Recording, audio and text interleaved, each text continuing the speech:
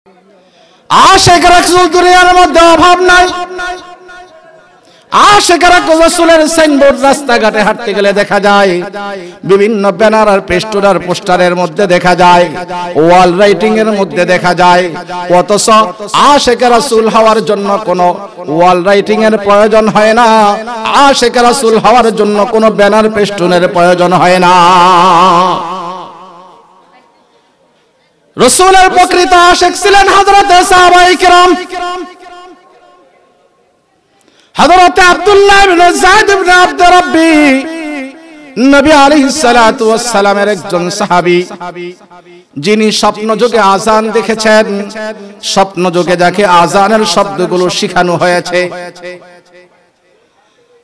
হযরত আব্দুল্লাহ ইবনে যায়েদ ইবনে আব্দ রাব্বি রাত্রিবেলা ঘুমিয়ে পড়েছেন। অর্ধরাত্রি যখন হয়েছে, ঘুমের মধ্যে দেখতে পেলেন একজন ব্যক্তি নুরানি চেহারাওয়ালা, নুরানি কাপড় পরিহিত, সাদা ধবধবে কাপড় পরিহিত এক যুবক হযরত আব্দুল্লাহ ইবনে যায়েদ ইবনে আব্দ রাব্বিহির কাছে এসে বলে, ও আব্দুল্লাহ, আযান কি হবে এই নিয়ে তোমরা মতপার্থক্যের মধ্যে আছো, সংশয় আর সন্দেহের মধ্যে আছো। এটা নিয়ে তোমাদের মধ্যে মতবিরোধ চলছে। মতবিরোধের কোনো প্রয়োজন নাই। আমি তোমাকে কতগুলো শব্দ শিখিয়ে দেই, ওই শব্দগুলো তুমি নবী আলাইহিস সালাতু ওয়াস সালামকে গিয়ে শোনায়া দিবা। ওই আব্দুল্লাহ ইবনে যায়েদ ইবনে আব্দ রাব্বিহির শিখানো সেই শব্দ এখন পর্যন্ত আমাদের মাঝে রয়েছে। ওই আযান, ওই শব্দের মাধ্যমে আযান হয়। রাত্রিবেলা যখন ঘুমিয়ে পড়ি, ফজরের সময় মুয়াজ্জিন মাইকের মধ্যে আযান দেয়, আল্লাহু আকবার, আল্লাহু আকবার। মুয়াজ্জিনের আযান শুনে ঘুম থেকে জাগ্রত হই, মুয়াজ্জিনের আযান শুনে ঘুম থেকে জাগ্রত হয়ে মসজিদ পানে দৌড়ে যাই, আল্লাহ রাব্বুল আলামিনের গোলামি করার জন্য দৌড়ে যাই। ওই শব্দ এখনো মসজিদের মিনার থেকে উচ্চারিত হয়। অথচ এই শব্দ যদি মদিনার মসজিদের মধ্যে হযরতে বিলাল হাবশী রাদিয়াল্লাহু তাআলা আনহু উচ্চারণ করতেন, মদিনার প্রত্যেকটা ঘরের মধ্যে ভূমিকম্প শুরু হয়ে যেত। জমিনের ভূমিকম্প নয়, ঈমানের ভূমিকম্প হয়ে যেত। সাহাবায়ে কেরাম বিছানার মধ্যে কেউ থাকতেন না। হযরতে বিলাল যখন মদিনার মিনারের মধ্যে উঠে আযান দিতেন, আসসালাতু খায়রুম মিনান নাওম, আসসালাতু খায়রুম মিনান নাওম। মদিনার মিনার থেকে বিলালের নুরানি কণ্ঠে যখন আযান ভেসে আসতো, সাহাবায়ে কেরাম বিছানা ছেড়ে দৌড়ে মসজিদের দিকে দৌড়ানো শুরু করতেন। আযান তো अब भी होती है मस्जिद की मीनारों पे, आजान तो अब भी होती है मस्जिद की मीनारों पे, और रूहानियत कहाँ है जो थे बिलाले हबशी की कल्बे अतहर पे, रह गया उसमें अज़ा और रूह बिलाली न रही, फलसफा रह गया है तलकीन गजाली न रही, फलसफा रह गया है तलकीन गजाली न रही। আযান তো এখন মসজিদের মিনারের মধ্যে হয়। মসজিদের মিনারের মধ্যে আযান হলে কয়জন বিছানা ছেড়া মসজিদের মধ্যে আসে? মাগরিবের সময় যদি মসজিদের 3 কাতার 4 কাতার পূর্ণ হয়, কিন্তু ফজরের সময় অনেক মসজিদে ইমাম আর মুয়াজ্জিনকে একা একা নামাজ পড়তে হয়। ঠিক না বেঠিক? নামাজ নাই, রোজা নাই, আবার বড় সাইনবোর্ড আশিক রাসূল, যার মধ্যে নামাজ নাই, যার মধ্যে রোজা নাই, যার মধ্যে পর্দা নাই, যার মধ্যে হালাল হারামের তোয়াক্কা নাই, যার মধ্যে 3.5 হাত বডির মধ্যে সুন্নতের লেশ মাত্রা নাই, ওই ব্যক্তি কোশ্চিন কালেও আশিক রাসূল হতে পারে না। আশিক রাসূল হতে হলে তার 3.5 হাত বডি, কোন সাইনবোর্ড ছাড়া পরিচয় দিবে এটা আশিক রাসূল। যেমন সাহাবায়ে কেরাম যদি রাস্তা দিয়ে হাঁটতেন সকলেই বুঝতো এটা আশিক রাসূল। সাহাবায়ে কেরাম জঙ্গলের মধ্যে গেলেও বুঝতেন আশিক রাসূল। সাহাবায়ে কেরাম দ্বীনের দাওয়াত দিয়া বিভিন্ন বন জঙ্গলে চলে যেতেন, বিভিন্ন দেশে চলে যেতেন। রাত্রিবেলা হলে কোথায় ঘুমাবে, ঘুমানোর কোনো জায়গা নাই। আল্লাহর নবীর সাহাবীরা নিরাপদ আশ্রয় নেওয়ার জন্য জঙ্গলের মধ্যে ঢুকে যেতেন। একদিন এক সাহাবী জঙ্গলের মধ্যে প্রবেশ করেছে রাত্রি যাপন করার জন্য। যেই বনের মধ্যে বাঘ, যেই বনের মধ্যে সিংহ, বিভিন্ন প্রাণী থাকে যারা মানুষকে ধ্বংসন করে, যারা মানুষকে ভক্ষণ করে, অথচ আল্লাহর নবীর সাহাবী জঙ্গলের মধ্যে ঢুকে হিংস্র প্রাণীকে ডাক দিয়া বলছেন আইয়ুহাল হাশারাতি ওয়াস সিবা, আইয়ুহাল হাশারাতি ওয়াস সিবা, নাহনু আসহাবু রাসূলিল্লাহি সাল্লাল্লাহু আলাইহি ওয়াসাল্লাম, ফারতাহিলুন ফাইন্না নাসিলুন ফাইন ওয়াজাদনা বাদাহু কাতালনাহু। ও জঙ্গলের হিংস্র প্রাণীরা, কান খোলা শোনো, আমরা আল্লাহর নবীর সাহাবী, আমরা রাত্রি এখানে যাপন করব, আমরা এখানে রাত্রি যাপন করব। অতএব আমরা রাত্রি যাপন করার জন্য এখানে প্রবেশ করেছি, আমরা এখানে রাত্রি যাপন করব। তোমাদেরকে বলে দিলাম আমাদের পরিচয় কিছু নয়, আমরা দু জাহানের সরদার মুহাম্মদুর রাসূলুল্লাহ সাল্লাল্লাহু আলাইহি ওয়াসাল্লামের সাহাবী। এই সাহাবিয়তের দাবি নিয়ে এই জঙ্গলের মধ্যে আসছি, অতএব তোমাদেরকে সতর্ক করে দিলাম। এরপরে যদি তোমাদের এখানে আগমন হয়, তারপরে যদি তোমরা কোনো আক্রমণ করো, ফাইন ওয়াজাদনা বাদাহু কাতালনাহু, তাহলে আমাদের কাছে তরবারি আছে, তরবারি কিন্তু মাপ যাবে না। সিরাতের কিতাবের মধ্যে লিখছে আল্লাহর নবীর সাহাবী যখন এই ঘোষণা দিয়েছেন, ঘোষণা দেওয়ার সঙ্গে সঙ্গে জঙ্গলের হিংস্র প্রাণী বাঘ, বল্লুক, সিংহ সব কিছু সেই জায়গা ছেড়ে চলে গেছে। সকালবেলা ঘুম থেকে যখন জাগ্রত হয়েছে, নবী আলাইহিস সালাতু ওয়াস সালামের সাহাবীরা দেখতে পেল তাদের চতুর্পাশে বাঘ, সিংহরা বসে বসে তাদেরকে পাহারা দেয়। প্যারে হাজিরিন, যেই কথাটা বলতে চেয়েছিলাম, আশিক রাসূল হওয়ার জন্য সাইনবোর্ডের দরকার আছে না নাই? আছে। আশিক রাসূল লাগাইয়া বুকের মধ্যে সাইনবোর্ড লাগানোর দরকার আছে, ব্যানারের দরকার আছে, ওয়াল রাইটিং এর দরকার আছে, পোস্টারের দরকার আছে। আরো জোরে বলেন আছে না নাই? আরো জোরে বলেন আছে না নাই? আশিক রাসূলের জন্য এমন কোন সাইনবোর্ডের দরকার নাই। আশিক রাসূলের সাইনবোর্ডেই দাঁড়ি, আশিক রাসূলের সাইনবোর্ড দাঁড়ি, আশিক রাসূলের সাইনবোর্ড টুপি, আশিক রাসূলের সাইনবোর্ড পকেটের মধ্যে মিসওয়াক থাকা। বলতেছিলাম হযরত বেলাল হাবশী মদিনার মিনার থেকে বদরে আযান দিলে সাহাবায়ে কেরামের অন্তরের মধ্যে ভূমিকম্প শুরু হয়ে যেত। কখন আমরা মসজিদের মধ্যে যাব, আমার আগে নি প্রথম কাতারটা পূরণ হয়ে যায়, আমি নি প্রথম কাতারে জায়গা না পাই। সাহাবায়ে কেরাম দৌড়ানো শুরু করতেন। ওই বেলাল হাবশী, নবী আলাইহিস সালাতু ওয়াস সালামের ইন্তেকাল হয়ে গেল। বেলাল হাবশী বলেন, আমার পক্ষে আর মদিনার মিনারে আযান দেওয়া সম্ভব না, এই জন্য তিনি কুফায় চলে গেলেন। দীর্ঘ 23 বছর অতিক্রান্ত হয়ে গেছে। নবী আলাইহিস সালাতু ওয়াস সালামকে স্বপ্ন যোগে সাক্ষাৎ। দীর্ঘদিন মদিনা থেকে বাহিরে থাকার কারণে স্বপ্ন যুগে নবীর সাথে সাক্ষাৎ। নবী আলাইহিস সালাতু ওয়াস সালাম বলেন, বিলাল, আমার ইন্তেকাল হয়ে গেছে, এই জন্য তুমি আমার শহর ছেড়ে দিয়েছো। জীবনে তোমার সাথে কত সাক্ষাৎ হয়েছে, তোমাকে কত ভালোবেসেছি, কিন্তু তুমি আমাকে মদিনায় রেখে কোথায় চলে গেছো?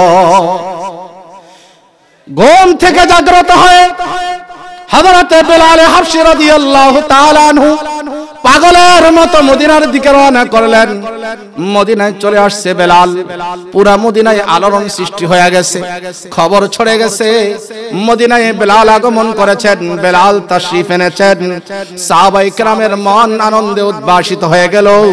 দীর্ঘদিন পরে হলেও বেলাল যেহেতু মদিনায় এসেছেন, বেলালের নুরানি কণ্ঠে আবার আযান শোনা যাবে।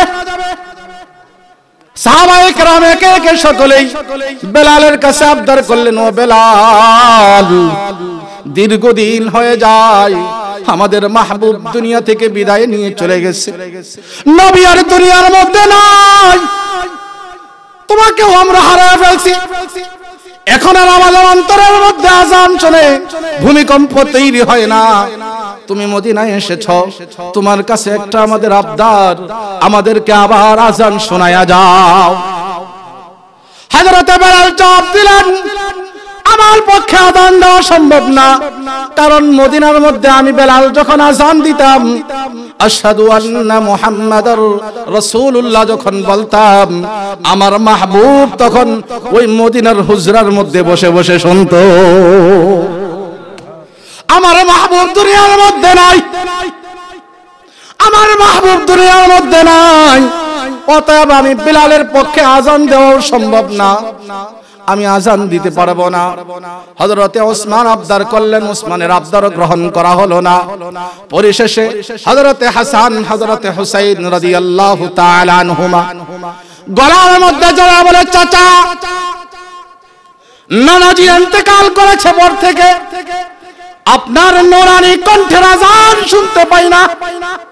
মদিনায় এসেছেন, আপনার কাছে আমাদের আবদার, আমাদেরকে আপনার নূরানি কণ্ঠে আযান শোনায়া যান। বেলাল চোখের পানি ছেড়ে দিয়ে বলে, হাসান ও হুসাইন রে, সবাই আবদার করেছে, কারো আবদার রক্ষা করতে পারি নাই, আমার মাহবুব দুনিয়ার মধ্যে নাই, তুমি আমার মাহবুবের নাতি, কলিজার টুকরা, নয়নের মণি, তোমরা আবদার করেছো, তোমাদের আবদার ফালাইতে পারবো না, অতএব ওয়াদা দিলাম একবার হলেও তোমাদেরকে আযান শোনাবো। হযরতে বেলাল মদিনার মিনারের মধ্যে উঠছে আযান দেওয়ার জন্য। আযান শুরু করেছেন বেলাল। মদিনার সাহাবায়ে কেরামের মধ্যে ঈমানি উদ্দীপনা জাগ্রত হয়েছে। বেলাল যখন আযান শুরু করছে, সাহাবায়ে কেরাম আত্মহারা হয়ে গেছে। দীর্ঘদিন পরে বেলালের কণ্ঠের আযান, কিন্তু বেলাল আযান শেষ করতে পারে না। আশহাদু আল্লা ইলাহা ইল্লাল্লাহ পর্যন্ত বেলাল সুন্দরভাবে আযান দিয়েছে, কিন্তু আশহাদু আন্না মুহাম্মাদার রাসূলুল্লাহ বলে যখন রওজা আতহারের দিকে তাকাইছে, বেলাল আর নিজেকে ঠিক রাখতে পারে না। বেলাল অজ্ঞান হয়ে পড়ে গেছে, বেলাল আর সামনে অগ্রসর হতে পারে নাই। আশিক রাসূল ছিল হযরতে বেলাল, সাহাবায়ে কেরাম ছিলেন প্রকৃত আশিক রাসূল। আজকে আমি আর আপনি আশিক রাসূল, তাবারুক খান না আশিক রাসূল, ঠিক না বেঠিক? জিলাপি দিলে আশিক রাসূলের পরিচয় পাওয়া যায়, সিন্নি দিলে, খিচুড়ি পাকাইলে আশিক রাসূলের পরিচয় পাওয়া যায়। অথচ আশিক রাসূল জিলাপি আর সিন্নির সাথে সম্পর্ক না, আশিক রাসূলের সম্পর্ক হলো অন্তরের সাথে।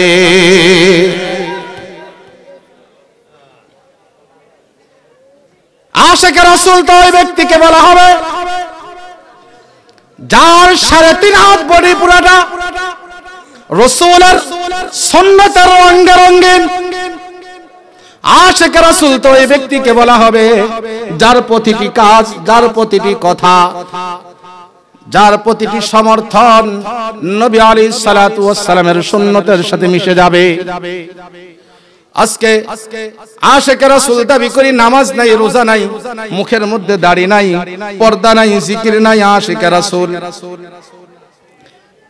আপনাদের কাছে জিজ্ঞাসা করতে চাই, এলাকার মধ্যে যদি কোনো বিবাহ শাদী হয়, বড় গরু কিনা আনছে বিবাহ শাদীর জন্য, সর্বপ্রথম এই গরুর খবর পায় কে বলতে পারেন? কে পায় বলেন তো দেখি? কুকুর কুকুর আছে না এলাকার মধ্যে কুকুর আসেনি একটু জবাব দিবেন কথা বলতে পারবেন তো কুকুর আছে না সর্বপ্রথম এই খবরটা পায় কে কুকুরে পায় কারণ কুকুর তো সর্বদা কোথায় গোশত কোথায় মাছ আছে কোথায় খাবার আছে তার তালাশে থাকে ঠিক না বেটি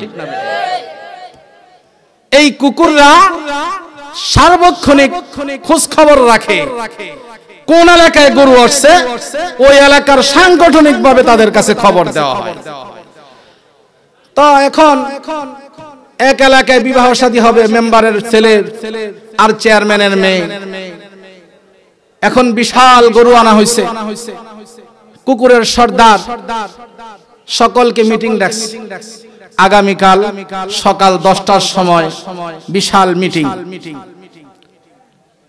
মিটিং এর মধ্যে জিজ্ঞাসা করলো আপনারা কি জানেন এই এলাকার চেয়ারম্যানের ছেলের সাথে মেয়ের সাথে এলাকার মেম্বারের ছেলের বিবাহ ঠিক হয়েছে আপনারা কি জানেন সকল কুকুর বলে হ্যাঁ জানি তাহলে সকলেই সতর্ক থাকবেন এই গরু জবাই হওয়ার পর থেকে শেষ হওয়া পর্যন্ত যেন অন্য কোন এলাকার কোন কুকুর এখানে ঢুইকা কোন ডিস্টার্ব করতে না পারে আমাদের ভাগ যেন ছিনাইয়া নিতে না পারে ঠিক আছে এখন অনুষ্ঠানের দিন সকালবেলা আবার মিটিং ডাকা হয়েছে সব কুকুরেরা আবার হাজির কুকুরের সর্দার আবার বলতেছে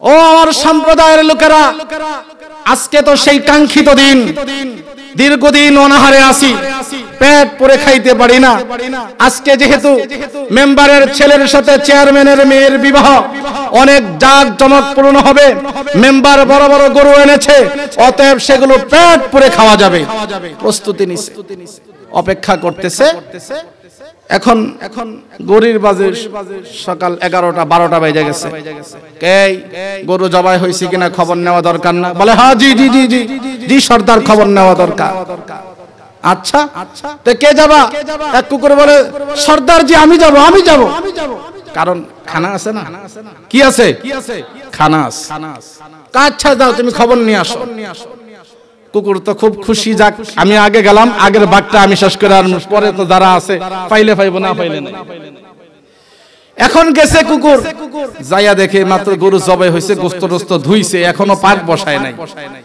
তো কুকুর চিন্তা করলো পাক তো বসাইছে না পাক করার পরে না খাবে খাওয়ার পরে যেগুলো অবশিষ্ট থাকবে সেগুলো আমরা খাবো তো এখনো তো পাকে হইছে না তো এখন কি খালি হাতে ফিরে গেলে কেমনে হয় এত কষ্ট করে আসলাম আচ্ছা দেখি গোশতগুলো তো ধুইছে কোথায় রাখছে একটু দেখি যেখানে পানিগুলো পড়ছে পানির সাথে কিছু কিছু যায় না কি বলেন ছোট ছোট টুকরা যায় না কমপক্ষে কিছু খাওয়া যায়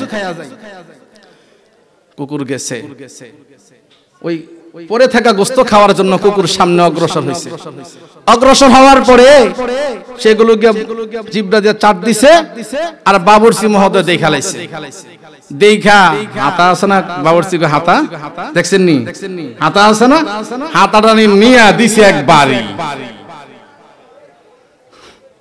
যখন বাড়ি দিছে কুকুরের লেজটা গুটাইয়া দৌড় মারছে দৌড়াইতে দৌড়াইতে হাবাইতে সর্দারের কাছে গেছে কিসে দৌড়ে আসছে কি লাগা তো কেমন খাইলি কয় সর্দার জি কইেন না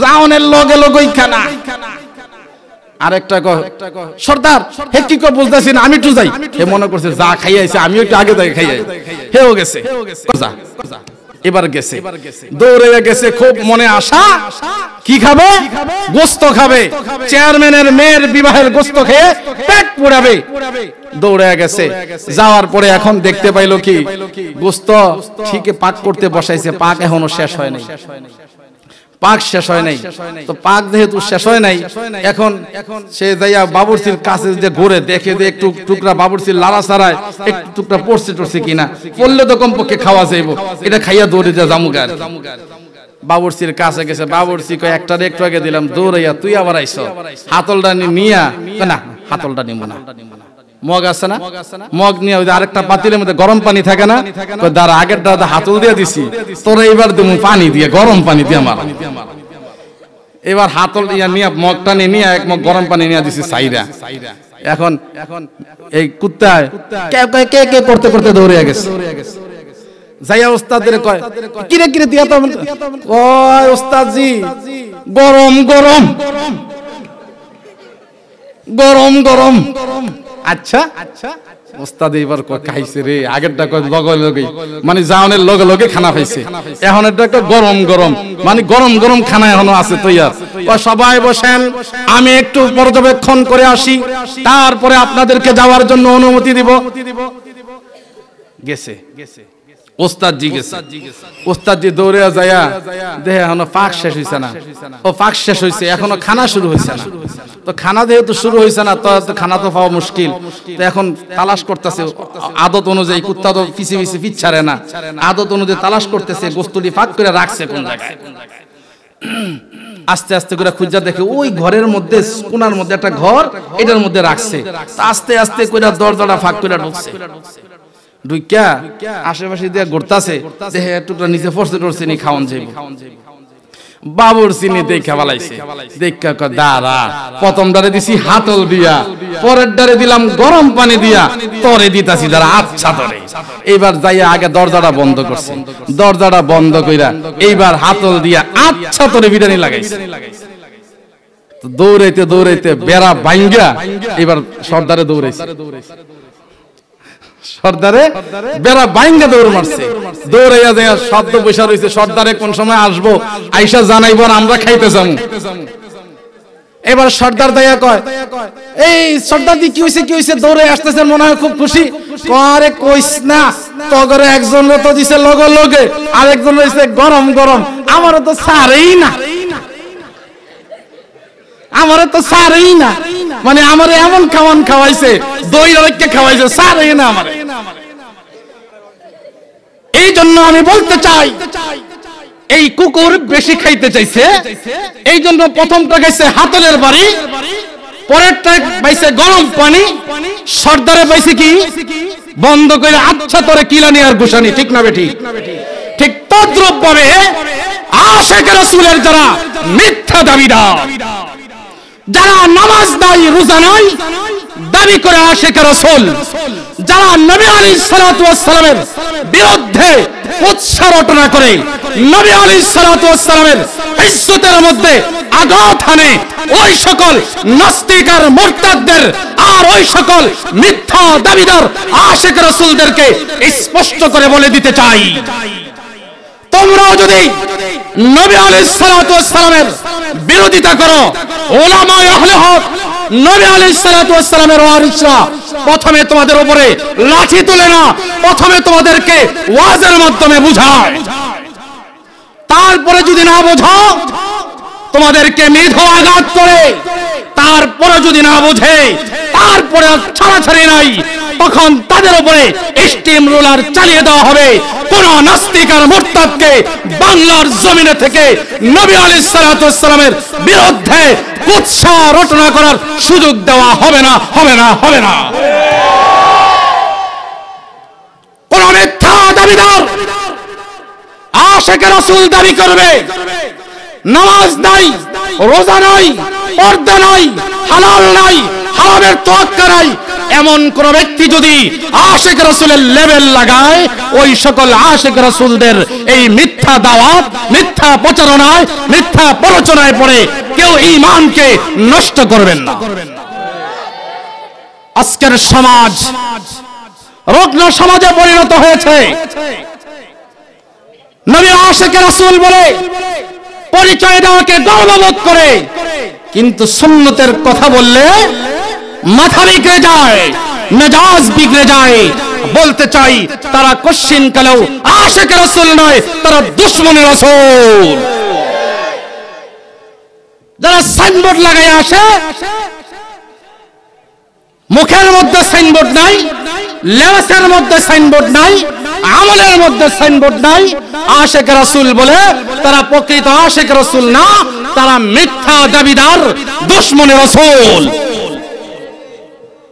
বলতেছিলাম হযরত আব্দুল্লাহ ইবনে যায়েদ ইবনে আব্দ রাব্বিহির কথা মনে আছে? আশিক রাসূল কাকে বলে? ও বাকশালের মুসলমান, ও বাঙ্গাল মুসলমান, আশেপাশে থেকে যারা এসেছেন চিনে রাখেন আশিক রাসূল কাকে বলে। হযরত আব্দুল্লাহ ইবনে যায়েদ ইবনে আব্দুর রাব্বিহ, নবী আলাইহিস সালাতু ওয়াস সালামের সাহাবী, মাঠের মধ্যে কাজ করতেছে। সন্তান দৌড়ে আসে বলে, বাবা, ও আমার বাবা, খবর পেয়েছেন কি? কি বাবা, কি খবর নিয়ে আসলা তুমি? আব্দুল্লাহ ইবনে যায়েদ ইবনে আব্দুর রাব্বিহর সন্তান ডাক দিয়া বলে, বাবা, আপনার মাহবুব, দু জাহানের সরদার, শাফিউল মুজনাবিন, নবী মুহাম্মদুর রাসূলুল্লাহ সাল্লাল্লাহু আলাইহি ওয়াসাল্লাম আর দুনিয়ার মধ্যে নাই, দুনিয়া থেকে বিদায় নিয়ে পরপারে চলে গেছে। আব্দুল্লাহ ইবনে যায়েদ ইবনে আব্দুর রাব্বিহ ডাক দিয়ে বলে, ও আমার সন্তান, তুমি আমাকে কি খবর শোনাইলা? এই খবর শোনার জন্য তো আমি প্রস্তুত ছিলাম না, এই খবর শোনার জন্য তো আমি প্রস্তুত ছিলাম না।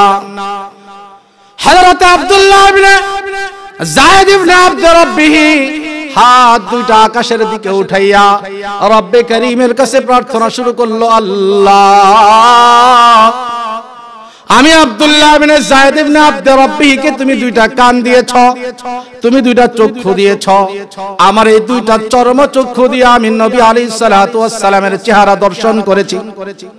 নবী আলাইহিস সালাতু ওয়াস সালামের নূরানি মজলিসের মধ্যে যায়া নবীর চেহারা দেখে অন্তরটাকে জুড়াইতাম, আমার প্রাণটাকে জুড়াইতাম, অন্তরে আনন্দ উপলব্ধি করতাম, উপভোগ করতাম। দুইটা কান দিয়েছ, এই কান দিয়া নবী আলাইহিস সালাতু ওয়াস সালামের জবান থেকে তোমার কালামের তেলাওয়াত শুনে অন্তরটাকে জুড়াইতাম। নবী আলাইহিস সালাতু ওয়াস সালামের জবান থেকে হাদিস শুনে জীবনটাকে সাজাইতাম। আজকে যেহেতু আমার মাহবুব আর দুনিয়ার মধ্যে নাই, যেই মাহবুবকে দেখার জন্য দুইটা চর্মচক্ষু ছিল, ওই মাহবুব যেহেতু বিদায় নিয়ে চলে গেছে, আল্লাহুম্মা যাহাব বাসারি, আল্লাহুম্মা যাহাব বাসারি, ও আল্লাহ, আমি আব্দুল্লাহ ইবনে যায়েদ ইবনে আব্দুর রাব্বিহর ওই দুইটা চর্মচক্ষুর আর কোনো প্রয়োজন নাই, আমার দুইটা চর্মচক্ষুর আর দরকার নাই, আমার দৃষ্টি শক্তি তুমি নিয়ে নাও। যেই চক্ষু দিয়ে নবীর চেহারা দেখেছিলাম, ওই চক্ষু দিয়ে নবীর পরে আর কাউকে দেখতে চাই না। হযরত আব্দুল্লাহ ইবনে আব্দুর রাব্বিহ যখন এইভাবে দোয়া করলেন, আল্লাহ রাব্বুল আলামিন তার দৃষ্টি শক্তি উঠিয়ে নিলেন। এবার আবার আকাশের দিকে হাত দুটো উঠায়া বলে, আল্লাহুম্মা যাহাব সামিঈ, আল্লাহুম্মা যাহাব সামিঈ, ও আল্লাহ, আমার যেই দুইটা কান আছে, শ্রবণ শক্তি আছে, আমার ওই শ্রবণ শক্তিটা তুমি হরণ করে নিয়ে যাও। কারণ যেই কান দিয়ে নবীর তেলাওয়াত শুনতে পারবো না, যেই কান দিয়ে নবীর হাদিস শুনতে পারবো না, ওই কানের আমার আব্দুল্লাহ ইবনে যায়েদ ইবনে আব্দুর রাব্বিহর কোনো প্রয়োজন নাই।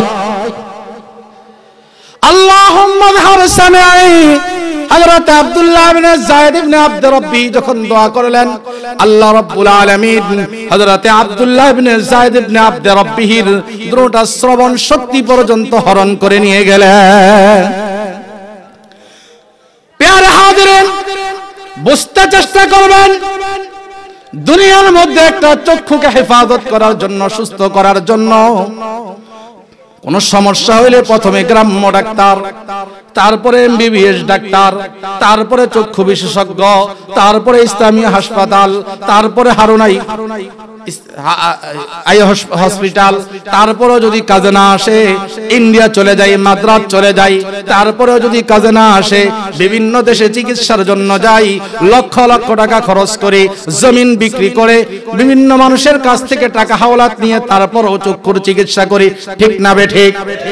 কানে কোনো সমস্যা হইলে পাগল হয়ে যায়, কানের শ্রবণ শক্তি ফিরিয়ে আনার জন্য এক ডাক্তারের পর আরেক ডাক্তার, এক দেশের পর আরেক দেশ, এক হাসপাতালের পর আরেক হাসপাতালে দৌড়াইতে থাকি। অথচ নবী আলাইহিস সালাতু ওয়াস সালামের সাহাবী হযরত আব্দুল্লাহ ইবনে যায়েদ ইবনে আব্দুর রাব্বিহ নবী আলাইহিস সালাতু ওয়াস সালামের কত বড় আশিক, কত বড় আশিক, কত বড় প্রেমিক, বলেন আল্লাহ যেই কান দিয়ে নবীর তেলাওয়াত শুনছি ওই কান দিয়ে দুনিয়ার আর কোনো শব্দ শুনতে চাই না, যেই চোখ দিয়ে নবীকে দেখছি ওই চোখ দিয়ে দুনিয়ার আর কিছু দেখতে চাই না। এই বলে ইচ্ছাকৃতভাবে নিজের শ্রবণ শক্তি হারিয়ে ফেললেন, নিজের দৃষ্টি শক্তি হারিয়ে ফেললেন। ও আমার এলাকাবাসী, ও আমার বাকশালের মুসলিম তাওহীদি জনতা, আশিক রাসূল কাকে বলে চিনে যাও। আশিক রাসূল ছিলেন হযরতে বেলাল, আশিক রাসূল ছিলেন হযরতে আব্দুল্লাহ ইবনে যায়েদ ইবনে আব্দ রাব্বি, আশিক রাসূল ছিলেন হযরতে খুবাইব, আশিক রাসূল ছিলেন হযরতে হুযায়ফা। হযরতে হুযায়ফাতুল ইয়ামান রাদিয়াল্লাহু তাআলা আনহু নবী আলাইহিস সালাতু ওয়াস সালামের আশিক ছিলেন। কত বড় আশিক ছিলেন হযরতে হুযায়ফাতুল ইয়ামান। রাষ্ট্রীয় কোন প্রোগ্রামে গিয়েছেন, রোম পারস্যে গিয়েছেন, পারস্যের প্রধানমন্ত্রীর সাথে প্রেসিডেন্টের সাথে দুপুরে লাঞ্চ করতে বসেছেন, খেতে বসেছেন।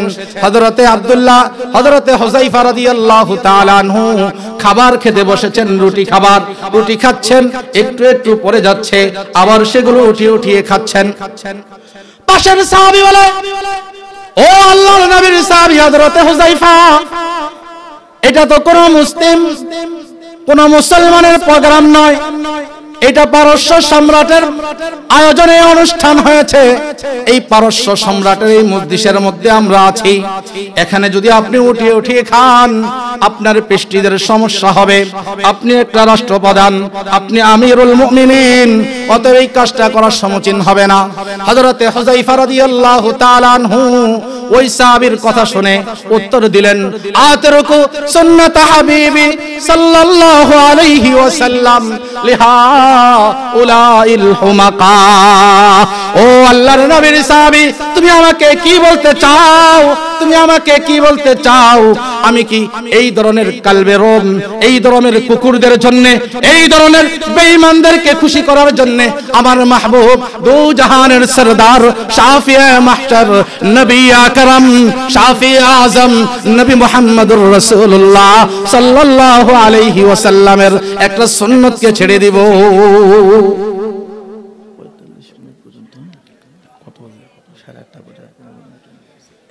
নবী আলাইহিস সালাতু ওয়াস সালামের সাহাবী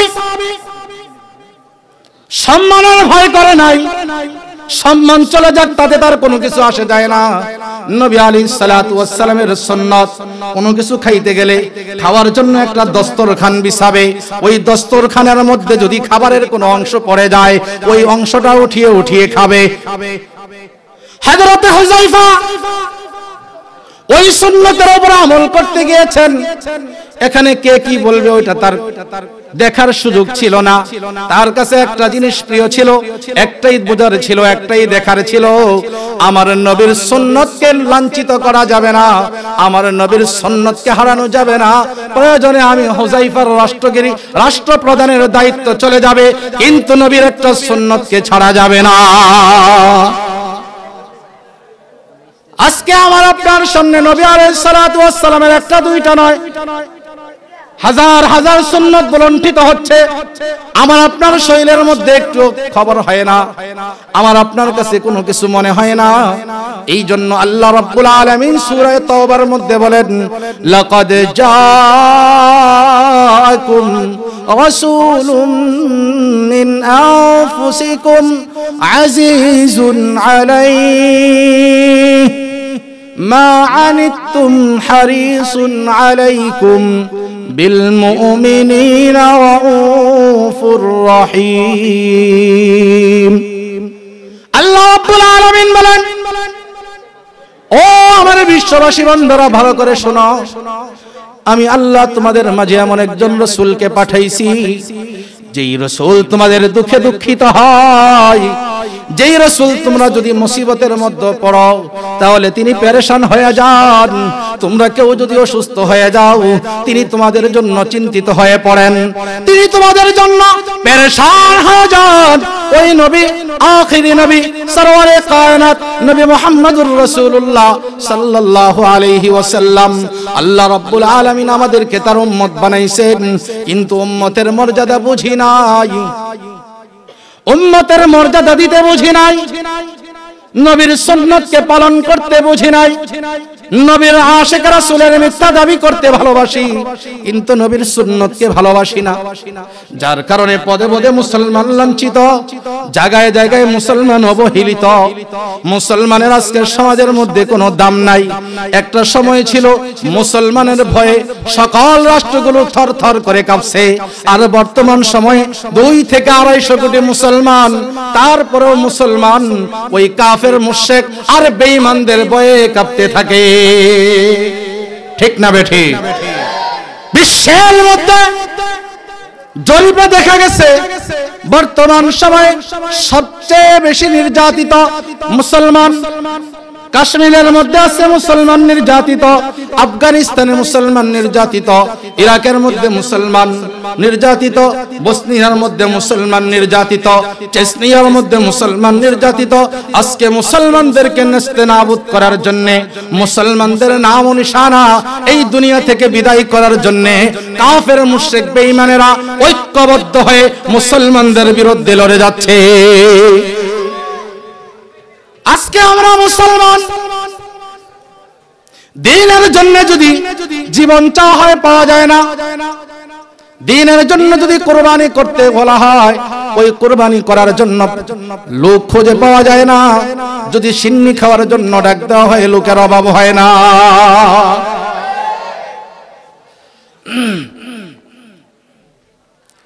এই জন্য নবী আলাইহিস সালাতু ওয়াস সালামের উম্মত হতে হলে নবী আলাইহিস সালাতু ওয়াস সালামের সবচেয়ে বড় ফরজ, সবচেয়ে বড় সুন্নাত ছিল জীবনে কখনো এক ওয়াক্ত নামাজ কাজা না করা।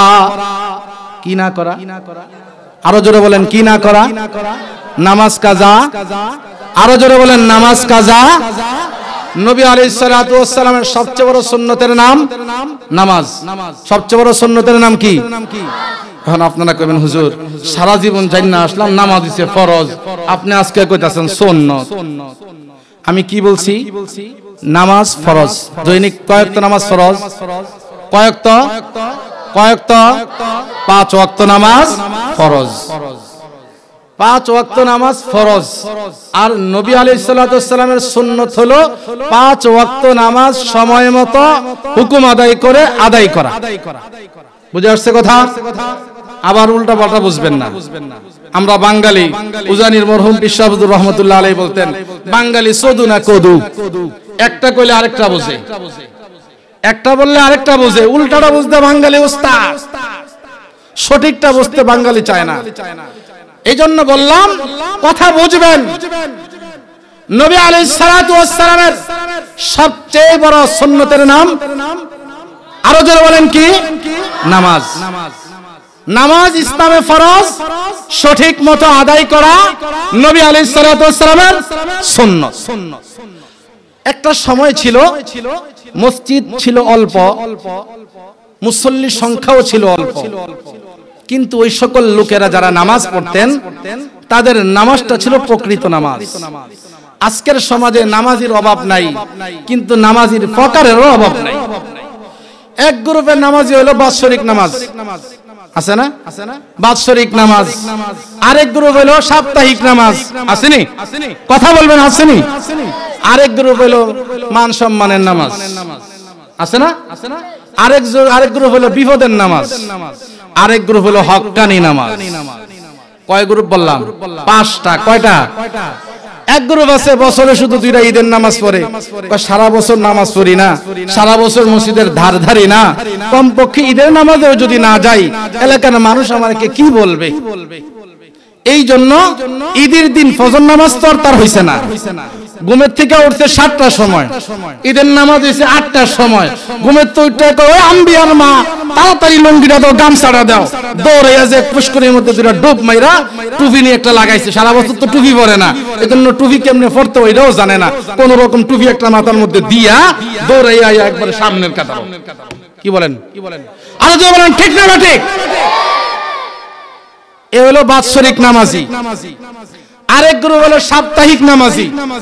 সপ্তাহে একদিনও নামাজ পড়ার তার সুযোগ হয় না, সপ্তাহে শুক্রবার জুমার নামাজটা যদি না পড়ি বাজারও গেলে কি কইব, অমুকে কইব বুড়া হয়ে গেছে গা এখনো নামাজটা পড়ে না, কমপক্ষে জুমার নামাজটা তো পড়বো, জুমার নামাজটাও পড়ে না। এই জন্য কোন রকম মান সম্মান বাঁচানোর লাগে হইলেও সব কাজ না ছাইরা কোন রকম শুক্রবারে জমিনে কাজে যাওয়ার সময় আগে কয়া যাও, আম্বিয়ার মা যদি আমার মনে না থাকে আজান দিলে আমার একটু ডাক দিও।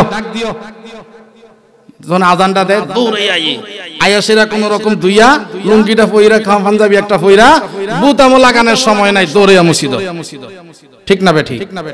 আছে না সাপ্তাহিক নামাজি। 3 নম্বর হচ্ছে মান সম্মানের নামাজি। মান সম্মানের নামাজি কেমনে? এখন মাগরিবের বাজারে ঘুরতেছে, মাগরিবের নামাজের সময় ধরেন বাকশার বাজারে আসছে আর কি কোনো কাজে, এখন এদিকে হাঁটতাছে, এখন বন্ধু বান্ধবের লোকে কথা কইতাছে, মসজিদের মিনার থেকে বাকশার কেন্দ্রীয় মসজিদ থেকে আজান দিছে আর কি, মুয়াজ্জিনে আজান দিছে। এখন সাথে যে আছে বন্ধু কতস্ত চলো নামাজটা পড়ে আসি, এরপরে আবার চা খামো, পরে আড্ডা মারবো। এখন বন্ধুরে যদি কই বন্ধু নামাজটা পড়তাম না কেমন দেখা যায়, আচ্ছা চলো বন্ধু যাই নামাজটা পড়ে, কারণ না করলে মান সম্মানটা নষ্ট হয়ে যাবে। চাচাই বাতিজা ডাক দিয়া কইছে, চাচা বাতিজা আয় নামাজটা পড়ে লগে, মান সম্মানটা নষ্ট হইব, এই জন্য গেছে নামাজ পড়তে। ঠিক না বেটি? আছে না কি মানে বললাম? 4 নাম্বার নামাজি বিপদের নামাজ। জামাইয়ে বিয়া করছে, শ্বশুর বাড়ি গেছে, এখন শ্বশুর বাড়ি যাওয়ানোর পরে আজান দিছে, শ্বশুর মিয়া কইতাছে বাবাজি চলেন নামাজটা মসজিদে পড়ে আসি, মুরব্বীরা আসবে, সকলের সাথে দেখা হবে, পরিচয় হবে, ইমাম সাহেবের থেকে দোয়াটা নিয়ে আসবো, একটু আপনাকে পরিচয় করে দিয়ে আসবো, চলেন। এখন জামাই মিয়া চিন্তা করে বিয়াটা মাত্র নতুন হয়েছে, এখন যদি কই নামাজ পড়তাম না, শ্বশুর মিয়া প্রথমে কইবে আমার জামাইটা বেয়াদব। তো কাফর ফাঁক থাকুক আর না থাকুক, তো ঠিক আছে আব্বাজান চলেন যাই। এখন আব্বাজান চলেন যাই, কে যায় যাইয়া কোন রকম ওযু করেন, ওযু করতে গেছে, ওযু করতে যাইয়া কোনজন তো হাত দেওয়া লাগে, এ বাবা জানে কিন্তু এইটাও জানে না, কোন রকম আত্মা দিয়েছে। তো শ্বশুর মিয়ার লগে বইছে ওযু করতো, জামাই সাহেব আত্মা তো দুইলেন, হাতটা তো ধোয়া হইছে না, আটটা উপরে দিতে হবে তো। ও আচ্ছা আব্বা তাড়াতাড়ি করছি, তাহলে ভুল লাগিছে। যাক ওযু টযু করছে, কইরা লইয়া গেছে, এখন তো টুপি তো আনছে না। পরে শ্বশুর মিয়া চিন্তা করছে নতুন জামাই, টুপি টাফিও আনছে না, কেমনে যাই ভিতরে যাই হুজুর হুজুর একটা টুপি আসেনি দেন না, নতুন জামাইরে লইয়াছিলাম, টুপিটা মাথার দেখি। আমার কথাটা কি অযৌক্তিক? অযৌক্তিক কথা বলতেছি। তো এইবার স্যার নামাজ পড়ছে কি ইচ্ছা কইরা না বিপদে পড়া? আরো জোরে বলেন, ইচ্ছা করে না বিপদে পড়া? এই হলো 4 শ্রেণী। এবার আছেন 5 নাম্বার শ্রেণী, ওই সকল লোক যাদের ব্যাপারে রাসূল করিম সাল্লাল্লাহু আলাইহি সাল্লাম বলেছেন ওয়ারাজুলুন কলবুহু মুআল্লাকুন ফিল মাসাজিদ।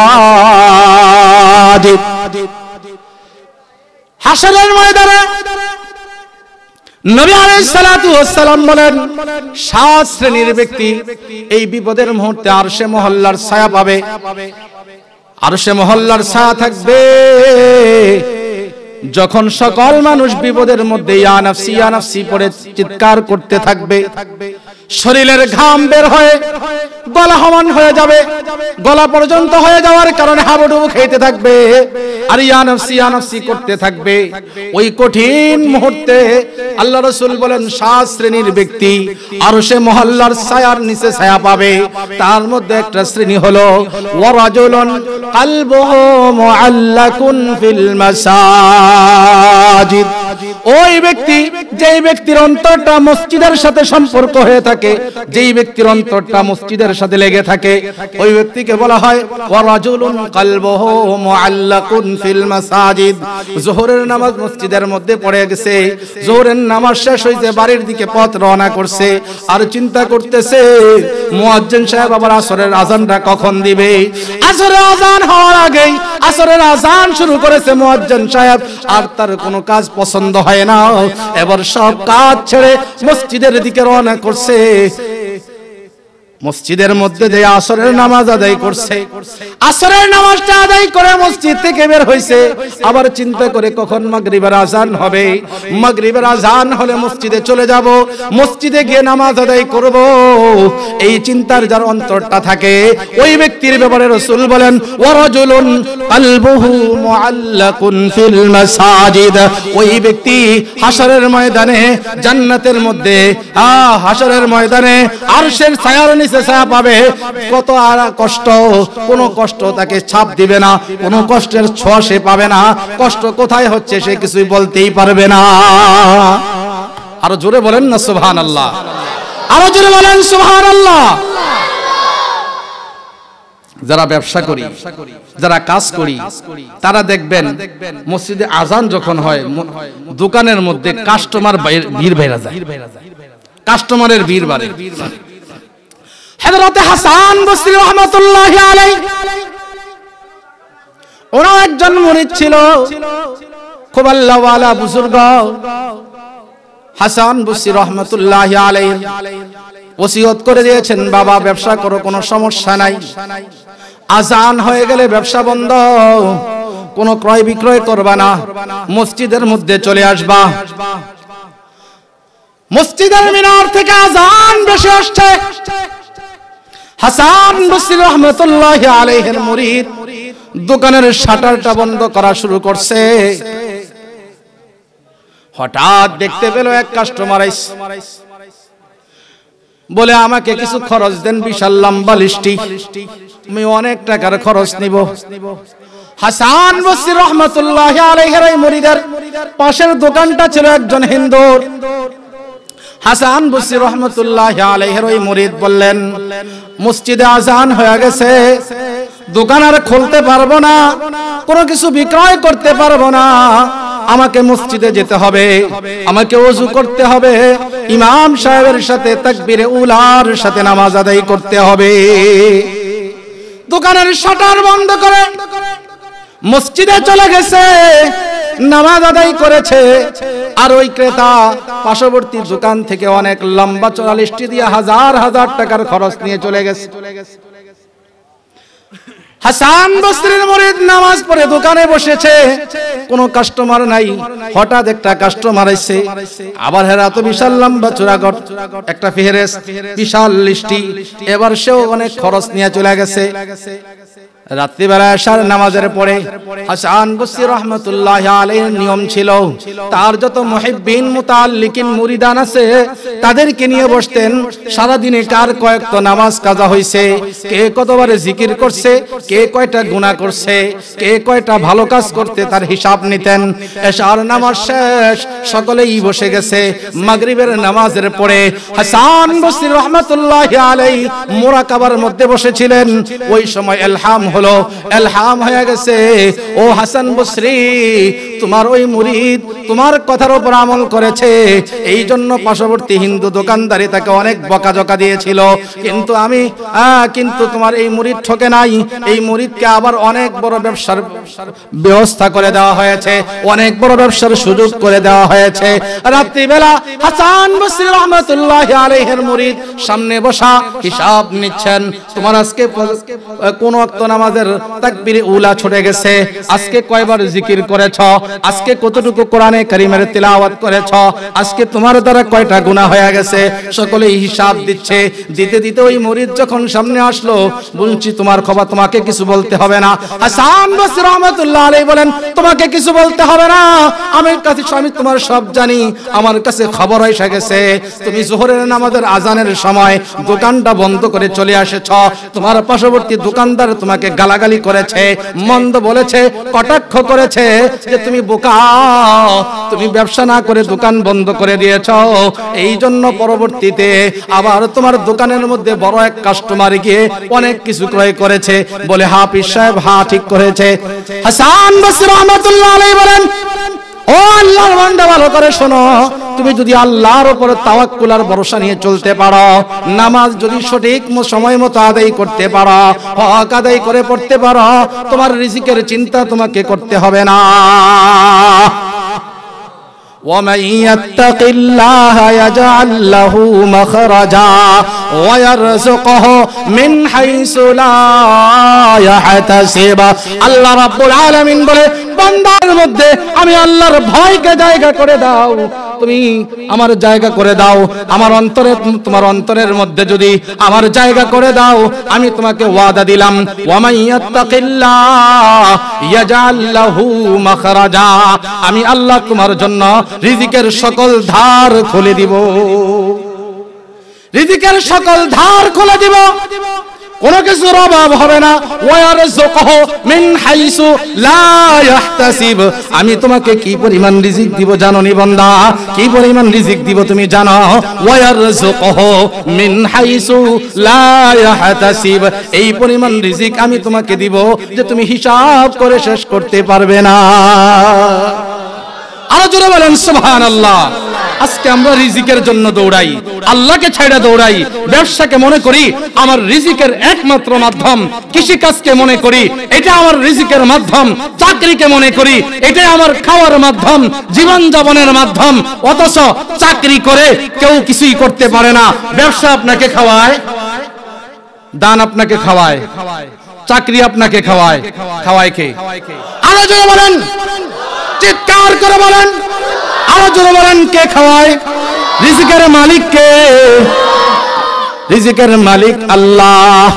আমার আপনার ভরসা যদি থাকে আল্লাহর উপরে, আল্লাহ বলেন বান্দা তোমার যখন ভরসা আমার উপরে, আমি আল্লাহ বললাম আমার দ্বার তোমার জন্য খোলা।